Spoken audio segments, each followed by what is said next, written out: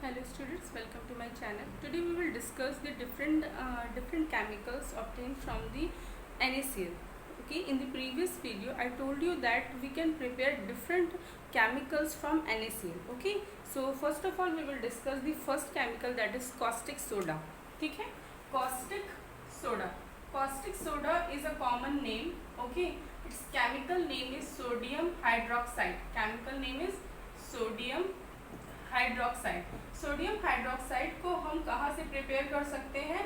From NaCl. ठीक है, सिर्फ सोडियम हाइड्रोक्साइड ही नहीं, डिफरेंट कंपाउंड्स, ब्लीचिंग पाउडर, ठीक है, baking soda, washing soda, we can prepare it also from the NaCl. Okay, so अभी हम लोग कॉस्टिक सोडा की बात करते हैं. ठीक है, किस तरह से प्रिपेयर होगा. So it's chemical name is sodium hydroxide and formula is NaOH. It is a strong base. इतनी चीज़ें आपको ऑलरेडी पता होगी because I told you in the previous video. Okay, previous videos में मैंने आपको बताया है. सो ये याद रखिएगा कि हम लोग किसका प्रिपरेशन मेथड पढ़े. We are studying the preparation method of caustic soda. ठीक है, its chemical name is sodium hydroxide, chemical formula NaOH and it is a strong base. Okay, देखिए अब हम लोग इसको कैसे प्रिपेयर करते हैं. इसका प्रिपरेशन मेथड हमारे लिए इम्पोर्टेंट है, एग्जाम में क्वेश्चन आता है. Okay, so it's preparation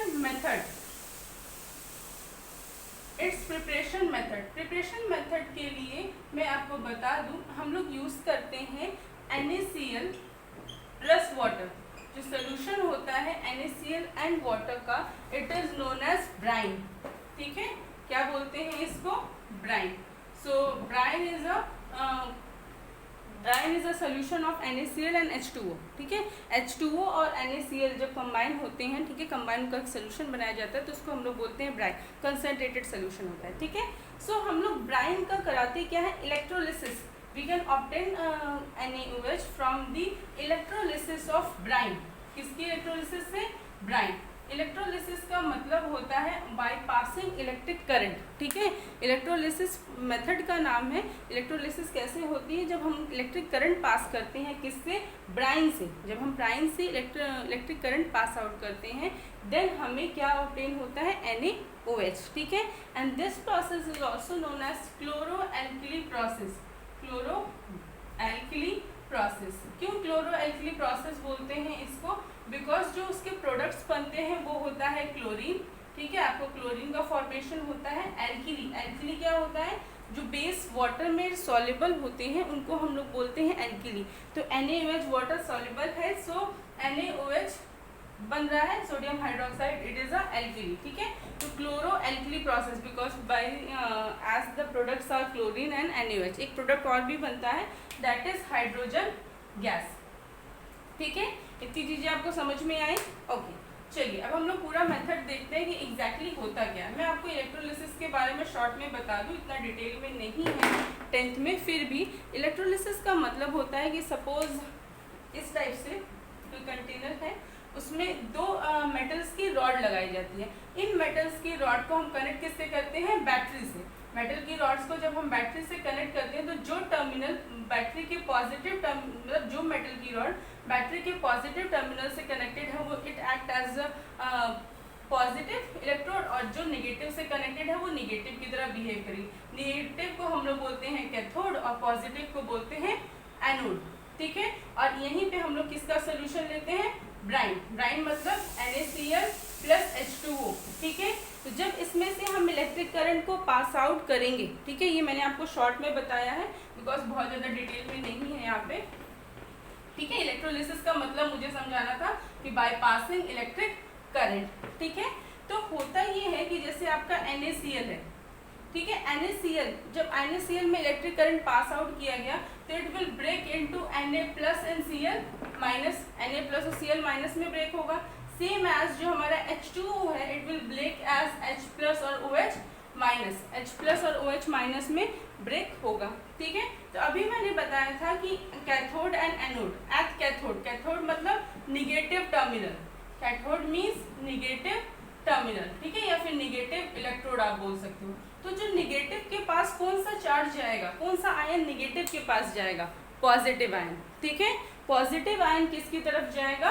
negative की तरफ। तो H प्लस, जब H प्लस इस कैथोड की तरफ आएगा तो वहां से वो इलेक्ट्रॉन गेन करेगा। इलेक्ट्रॉन गेन करके वो क्या बन जाएगा, H प्लस का मतलब क्या था कि ये इलेक्ट्रॉन कम है, ठीक है, इलेक्ट्रॉन गेन किया, H बन गया।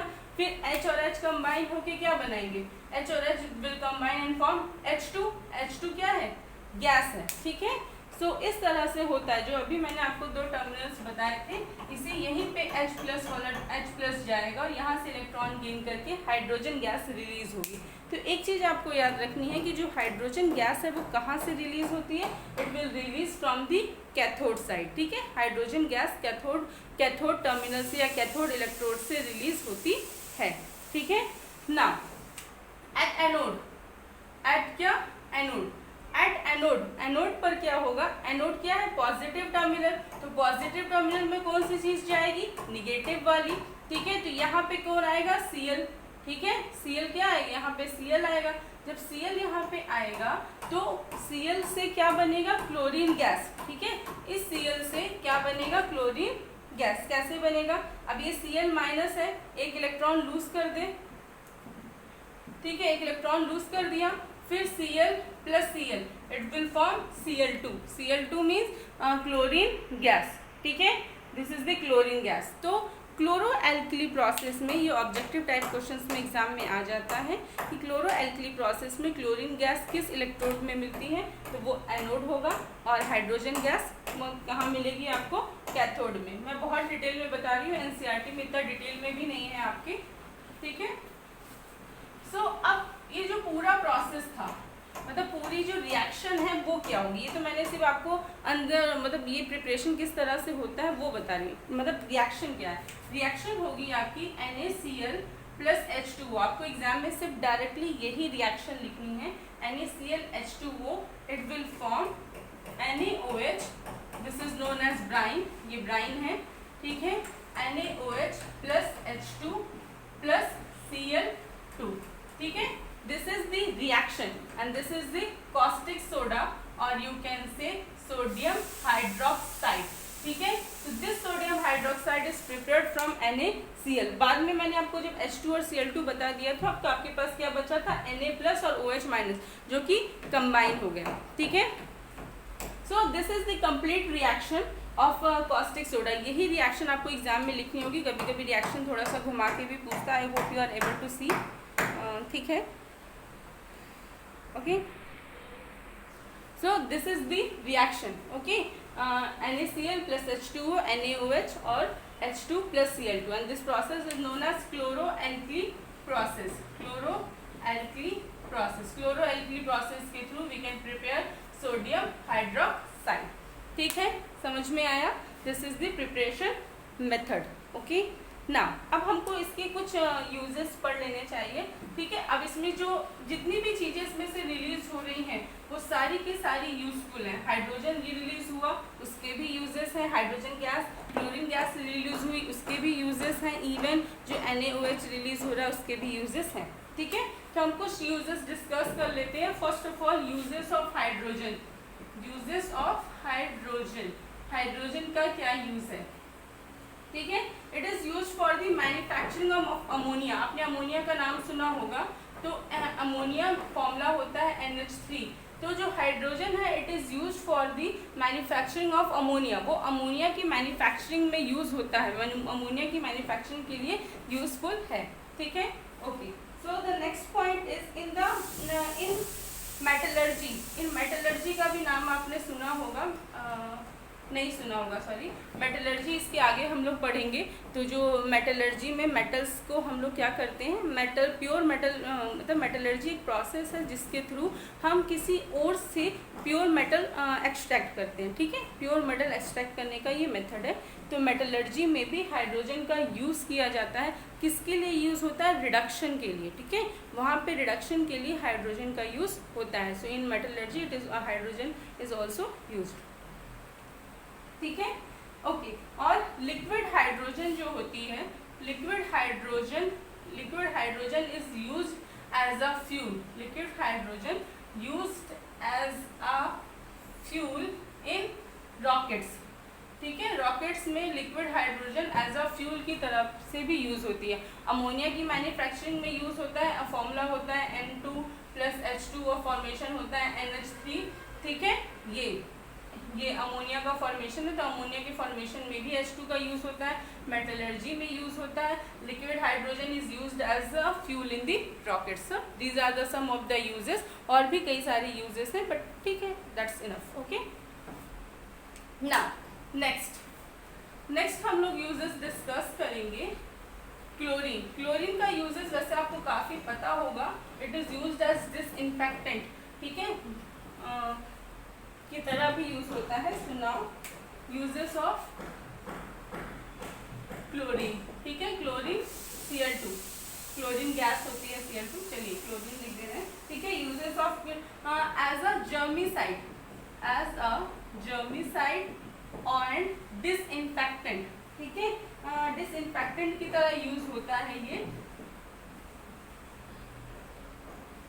ठीक है, डिसइंफेक्टेंट की तरह यूज होगा।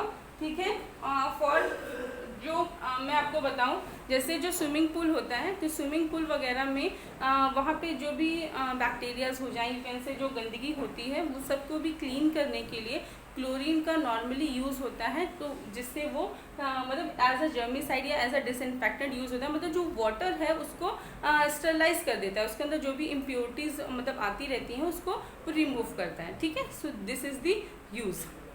Okay, so this is the first one and second one in the manufacturing of, ये मैंने शॉर्ट में लिखा है, used as a germicide and disinfectant। in the manufacturing of, ये भी मैं आपको बताऊंगी, in the manufacturing of bleaching powder।